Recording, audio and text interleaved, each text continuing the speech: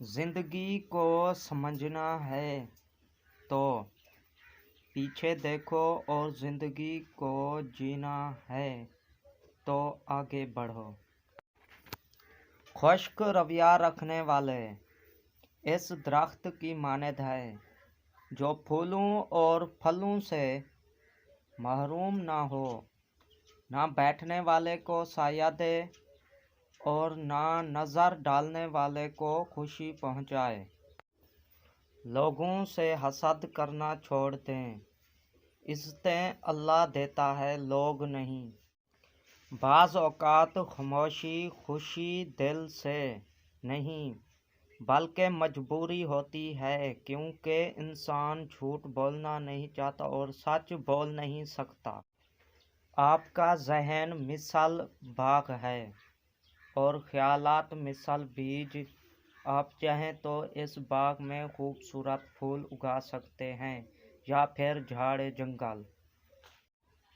3 قسم کے انسان جو کبھی خوش نہیں ہوتے۔ نمبر 1، حسد کرنے والے۔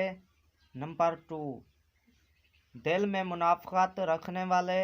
نمبر 3، رشتوں کو اہمیت نہ دینے والے۔ برداشت عقل مند آدمی کا وہ صبر ہے جس کا مظاہرہ وہ جاہل آدمی کی بات سنتے وقت کرتا ہے۔ تکلیف اور پریشانی کا مطلب یہ نہیں کہ اللہ آپ سے ناراض ہے۔ جب اللہ کسی سے محبت کرتا ہے تو اسے آزمائش میں ڈالتا ہے تاکہ اس کی عاجزی سن سکے۔ کبھی کبھی ہم جیت کر بھی وہ بھی سیکھ پاتے جو ہار کر سیکھتے ہیں۔ زندگی میں ختم ہونے جیسا کچھ بھی نہیں، ہمیشہ ایک نئی شروعات آپ کا انتظار کرتی ہے۔